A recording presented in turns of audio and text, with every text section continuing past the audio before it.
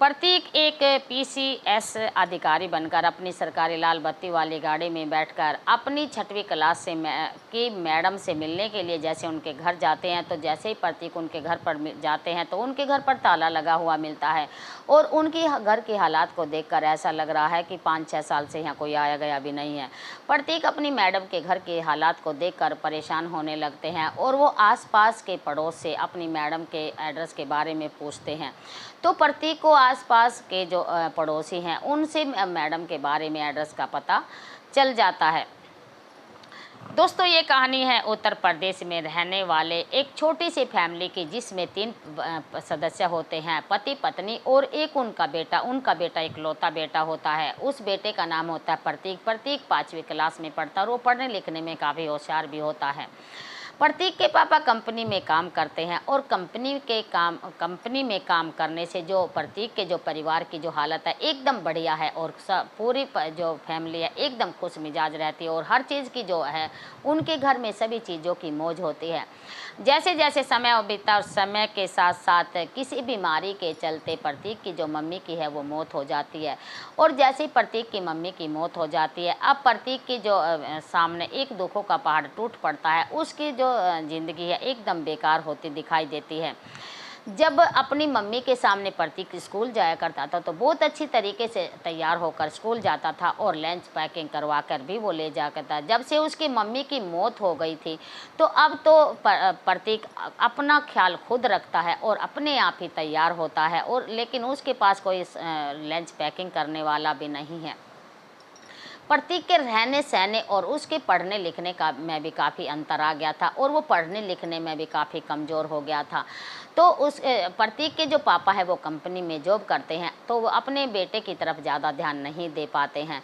तो जैसे जैसे समय बीता है और वो जैसे तैसे करके प्रतीक 5वीं की क्लास को पास कर जाता है और वो 6ठी क्लास में आ जाता है। प्रतीक के स्कूल में एक मैडम होती है जिसका नाम सरला मैडम होता है। प्रतीक के जो वेशभूषा और रहने सहने का ढंग एकदम से ही बदल गया था।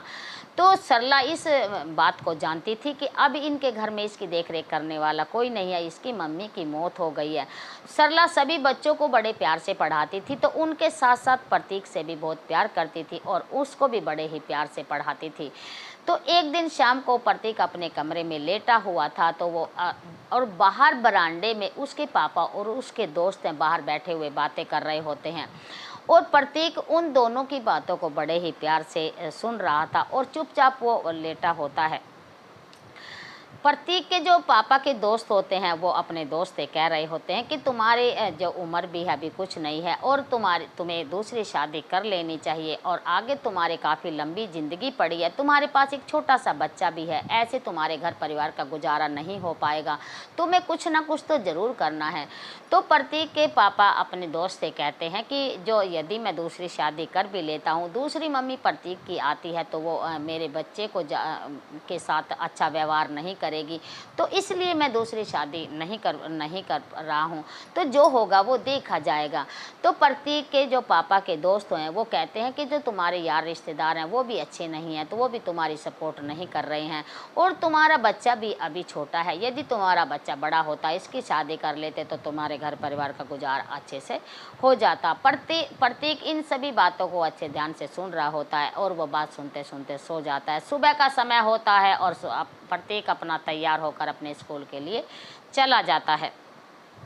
प्रतीक क्लास में बैठा हुआ सरला मैडम को देख रहा था और जैसे ही छुट्टी का समय होता है, जब प्रतीक मैडम से कहता है कि तुम मुझसे शादी कर लो, मैं तुमसे बहुत ही ज़्यादा प्यार करता हूँ। पहले तो सरला मैडम प्रतीक के बात को सुनकर एकदम से हैरानी भरी नज़रों से उसको देखती है और वो अपने ध्यान वो सोचती है कि ये कह क्या रहा है।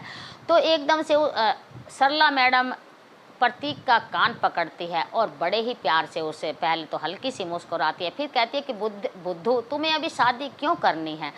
तो प्रतीक एकदम से जो मासूमियत सा फेस होता है उसे बनाकर मैडम से अपनी जो पापा और जो दोस्त की रात वाली जो बातें सारी मैडम के सामने बताता है। तो मैडम प्रतीक से कहती है कि पहले तो तुम्हें अच्छी तरह से पढ़ लिख कर बड़ा अधिकारी बनना है और उसके बाद मैं तुमसे शादी करूँगी। मैडम प्रतीक को अच्छी तरह समझा देती है और प्रतीक के मन में भी ये बात बैठ जाती है। प्रतीक समझ जाता है और वो अपनी पढ़ाई पर पूरा फोकस रखता है। पहले तो प्रतीक जब पहले पढ़ा करता था तो वो पढ़ने में काफ़ी एवरेज था, लेकिन अब वो पढ़ने में काफ़ी कमज़ोर हो गया है। लेकिन वो इस बात को दिमाग में बैठा लेता है और वो इस बात को इसमें पल्ले में गांठ बांध लेता है कि मुझे अब बहुत ही ज़्यादा मेहनत करनी है और अपने मुकाम पर पहुंचना है। ज़्यादा से ज़्यादा पढ़कर मुझे एक बड़ा अधिकारी बनना है और सरला मैडम से शादी करनी है और मेरा जो जीवन है बीतने लगेगा। प्रतीक बहुत ही अपनी पढ़ाई पर फोकस करता है, अपनी पढ़ाई को बहुत जी जान लगाकर मेहनत करता है और वो सबसे अच्छे फर्स्ट नंबर पर 6वीं क्लास को पास कर जाता है। और जैसे ही सरला मैडम प्रतीक के रिजल्ट को देखती है तो वो बहुत ही खुश होती है और वो कहती है कि बेटे बहुत अच्छा कर रहे हो, काश आगे भी जाकर तुम ऐसे ही करते रहना और बहुत ही जल्दी तुम एक बड़े अधिकारी बन जाओगे और फिर तुम्हारी मेरे से शादी हो जाएगी। जैसे जैसे समय बीता और समय के साथ साथ सरला मैडम के यहाँ से ट्रांसफ़र हो जाता है तो प्रतीक जब तक सरला मैडम के दर्शन नहीं कर लेते थे, तो उसको एक नज़र नहीं देख लेते थे तो उसका मन नहीं लगता था। तो प्रतीक अपने पापा की साइकिल उठाता है और वो सरला मैडम के घर के सामने पहुंच जाता है और वहां जब तक वो मैडम को एक झलक नहीं देख लेता था तो वो तब तक सरला मैडम के घर के सामने ही खड़ा रहता था और जैसे ही वो उसको देख लेता था तो अपने घर आ जाता। जैसे जैसे समय बीता और समय के साथ साथ प्रतीक की जो 12वीं क्लास है वो भी पूरी हो जाती है और उसको भी वो अच्छे नंबर से पास कर लेता है। लेकिन जब से ही मैडम ने उसको इस बात को समझाया था तो तब से ही जो प्रतीक है वो अपनी पढ़ाई पर बहुत ज़्यादा जोर देता। लेकिन अब उसको ये भी समझ आ गया था कि जो मैडम ने मुझे बताया था कि तुम जितना जो बड़े अधिकारी ज़्यादा से ज़्यादा मेहनत करके अधिकारी बन जाओगे तो मैं तुमसे शादी कर लूँगी। तो मैडम मेरा हौसला बनाने की वजह से ये सब कहते, लेकिन ये रियल में ऐसा नहीं हो पाता है। तो इतना समझदार वो हो गया था, पहले बच्चा था अब वो समझदार हो गया था। तो जैसे जैसे आगे समय बढ़ता जाता है और समय के साथ साथ अपनी ग्रेजुएशन की पढ़ाई पूरी करने के लिए प्रतीक दूसरे शहर में चला जाता है और दूसरे शहर में जाकर वो अपनी ग्रेजुएशन की पढ़ाई को बहुत अच्छी तरीके से पास कर लेता है। लेकिन जैसे जैसे प्रतीक ऊंचाइयों पर जाता है तो वो अपने पढ़ाई पर पूरा फोकस रखता है और वो ज़्यादा से ज़्यादा दिन रात जी जान लगा देता है और वो खूब मन लगाकर पढ़ाई करता है। और जैसे ही प्रतीक की ग्रेजुएशन की पढ़ाई पूरी हो जाती है तो वो सरकारी जॉब के लिए फार्म को भी अप्लाई कर देता है। और जैसे जैसे समय बीता और 2-3 साल गुजर जाने के बाद प्रतीक का जो सिलेक्शन है वो हो जाता है, उसकी जो मेहनत है वो रंग लाती है और वो एक पीसीएस अधिकारी बन जाता है। और जैसे ही वो पीसीएस अधिकारी बन जाता है सबसे पहले वो अपने पापा पर फ़ोन करता है और अपने पापा को इस रिजल्ट की खुशखबरी देता है। उसके पापा पूरे आस पड़ोस के मोहल्ले में और मिठाई बंटवाते हैं कि मेरा बेटा है एक अधिकारी बन गया है। लेकिन अब प्रतीक के जो पापा के सामने इतनी कोई परेशानी वाली बात नहीं रह गई है। अब तक तो सारा जो उसका प्रतीक का खर्चा उसके पापा उठाया करते थे, लेकिन अब तो जो प्रतीक है अच्छी अपने उसकी जॉब लग गई है और उसके वो पापा हैं वो भी अपना कंपनी में जॉब कर रहे हैं। अब उसके ऊपर कोई इतने प्रतीक का ना जो बोझ रह गया है और ना ही कोई अब उसके सामने कोई परेशानी आ गई है।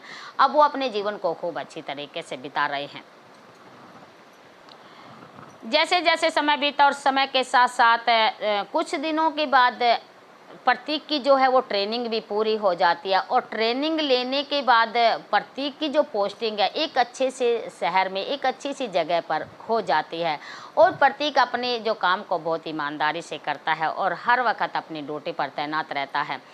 लेकिन उसके जहाँ पर प्रतीक की जो पोस्टिंग होती है उसी के पास में एक स्कूल होता है। तो उस स्कूल से जब कुछ स्कूल के जो बच्चे हैं, जो मैडमें हैं, जब निकला करते थे तो प्रतीक को अपने जो समय था, उसकी 6वीं क्लास की जो मैडम थी उसकी जो अपनी बातें याद आने लगती हैं, वो मैडम को याद करने लगता है। एक दिन प्रतीक अपनी मैडम से मिलने के लिए अपनी गाड़ी उठाता है और अपनी गाड़ी में बैठकर प्रतीक अपनी मैडम से मिलने के लिए जाता है। और जैसे ही वो अपनी मैडम के लिए मिलने के लिए जाता है तो जैसे ही उनके घर पर पहुंचता तो उनके घर पर ताला लगा हुआ होता है और उनके घर के जो हालात है वो ऐसे लग रहा था कि यहाँ पर घने 4-5 सालों से कोई भी आया गया नहीं है। लेकिन वो काफ़ी परेशान हो जाता है और आस पड़ोस में मैडम के एड्रेस के बारे में पूछने लगता है। तभी एक महिला प्रतीक को देख लेती है और वो उससे पूछ बैठती है कि तुम मैडम को क्यों पूछ रहे हो और इतनी तुम्हें जानकार, तुम उनको किस तरीके से जानते हो। तो प्रत्येक अपने जो 6वीं क्लास के जो थे कि वो मैडम तो प्रतीक उन महिला से कहते हैं कि मैं मैडम से शादी करना चाहता हूं और मैं बड़ा अधिकारी बन गया हूं। मैडम ने मुझसे वादा किया कि जब तुम्हें मुझसे शादी करने के लिए एक बड़ा से बड़ा अधिकारी बनना है। अब मैं बड़ा से बड़ा अधिकारी बन गया हूं और अब मैं मैडम से शादी करना चाहता हूं। तो वो जो मैडम थी वो उनकी पड़ोसन थी, उनकी जो खास पड़ोसन थी, तो वो प्रतीक से कहती है तुम पागल तो नहीं हो गए हो कि तुम पागल तो नहीं हो गए हो। लेकिन जब प्रतीक उस मैडम से कहता है कि मैडम मैं तो वैसे ही उनसे मिलने के लिए कह रहा था, मुझे उन मैडम से मिलना है और मैं उनके पास में 6वीं क्लास में मैडम हमें पढ़ाया करती थी, मैं 6वीं क्लास में पढ़ा करता था, मैं उनका स्टूडेंट हूँ, मुझे तो बस उनसे मिलना है। जो उनकी मैडम की जो पड़ोसन है वो मैडम का एड्रेस उनको दे देती है और कहती हैं कि जब वो यहाँ से गई थी तो मुझसे कहकर गई थी कि जब कभी तुम आओ तो मुझसे मिलने ज़रूर आना।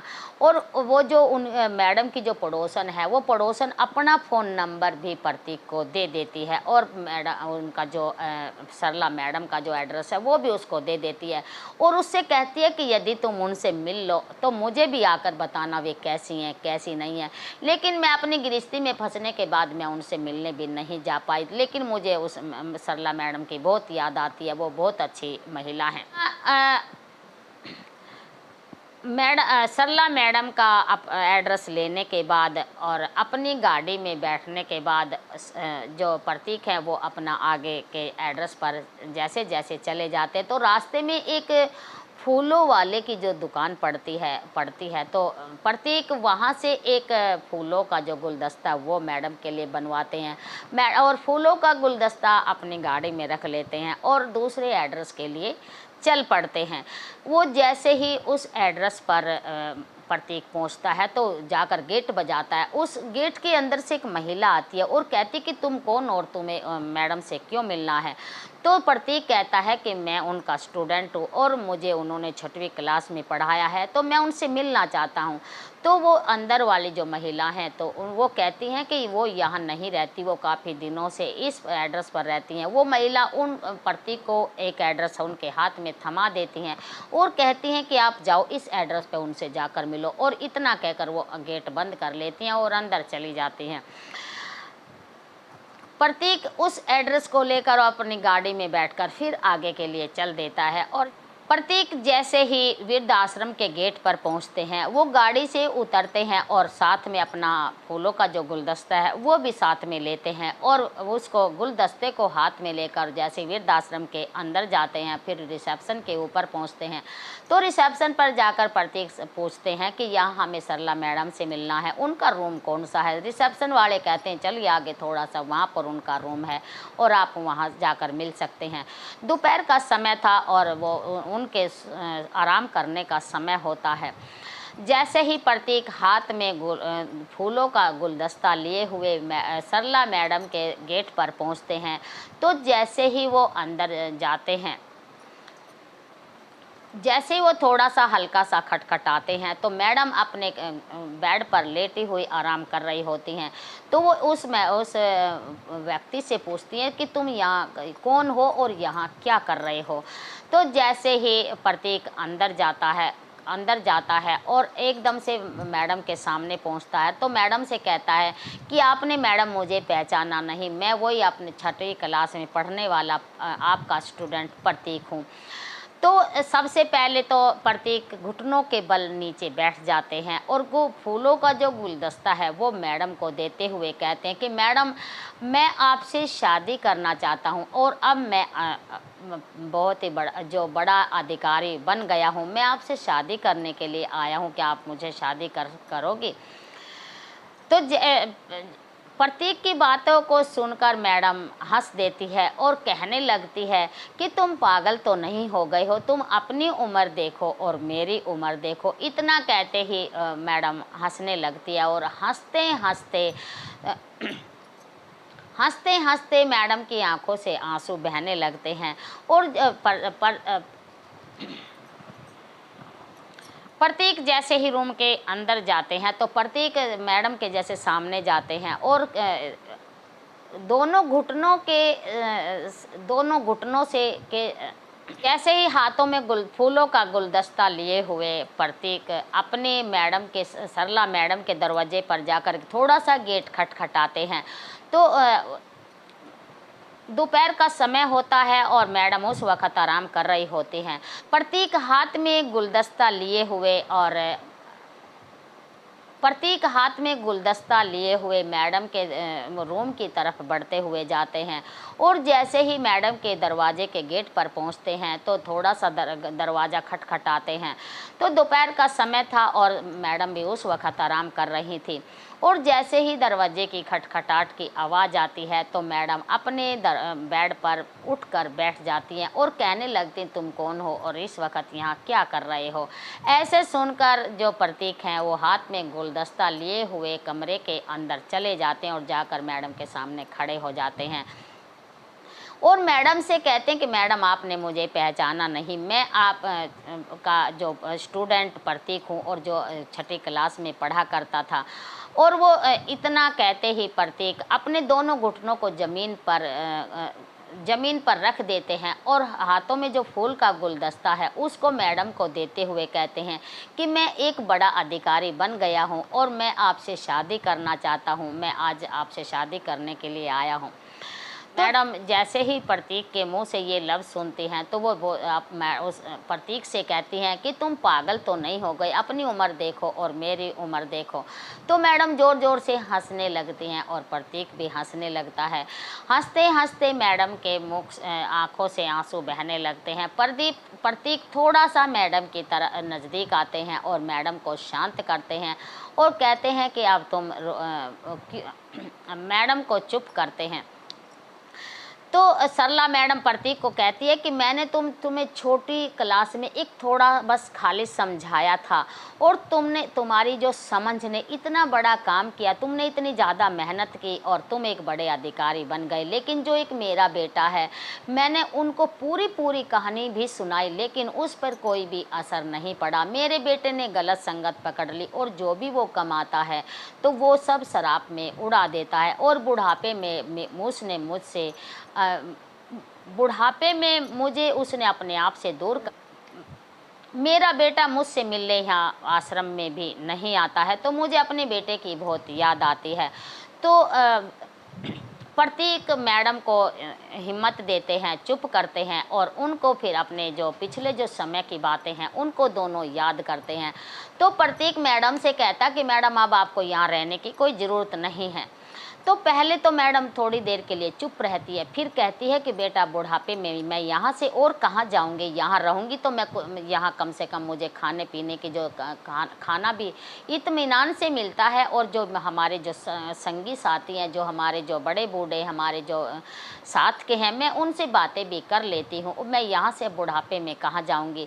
तो प्रतीक कहता है कि आप मेरे साथ, आप मेरे घर चलकर मेरे साथ रहिए और अपने जो जितनी जो ज़िंदगी बची है और मैं आपकी सेवा करना चाहता हूँ, मैं आपको अपने घर ले जाना चाहता हूँ।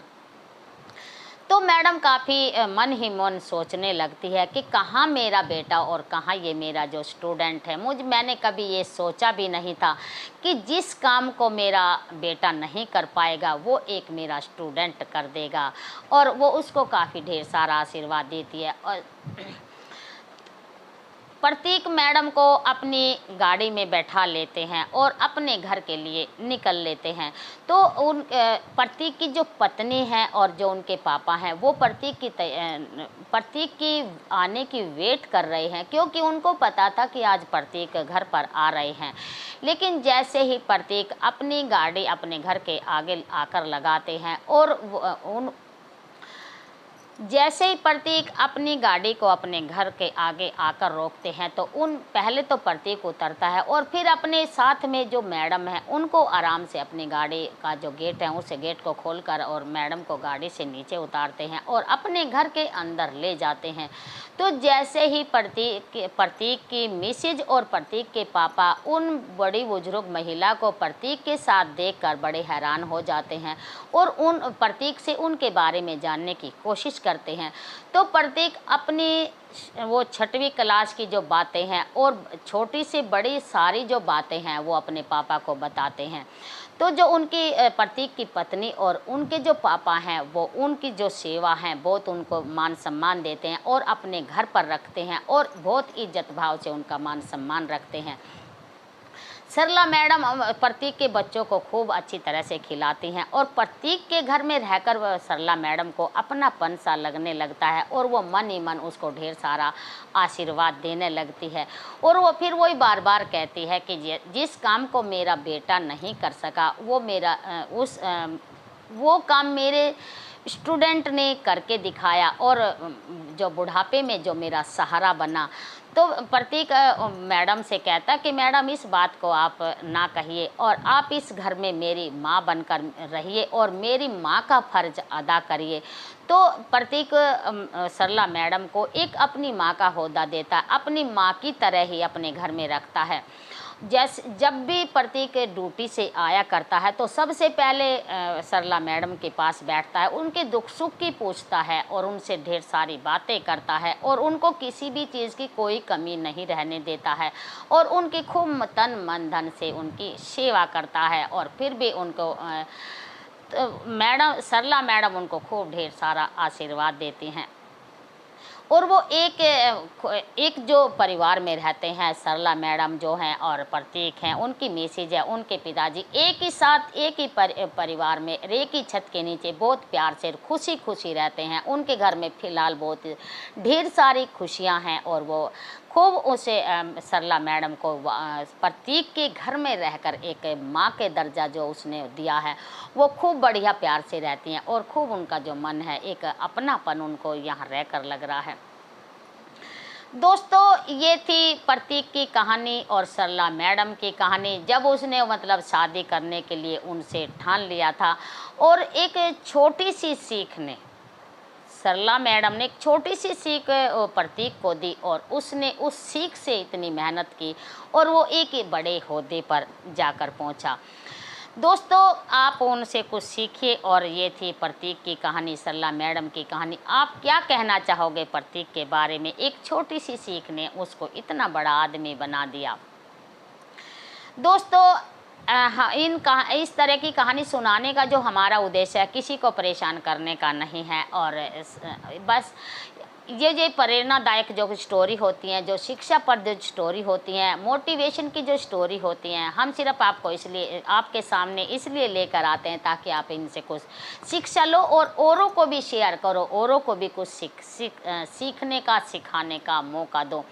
अब चलते हैं, हम दूसरी स्टोरी लेके आते हैं, फिर मिलते हैं किसी दूसरी स्टोरी के साथ। और अब लेते हैं, हम करते हैं नमस्कार और हमारा आप ऐसे सपोर्ट करते रहिए, हमारी वीडियो को ज़्यादा से ज़्यादा शेयर करते रहिए। अब हम और कभी कोई गलती भी हो जाती है तो हमें माफ़ करना और फिर मिलते हैं किसी दूसरी स्टोरी के साथ।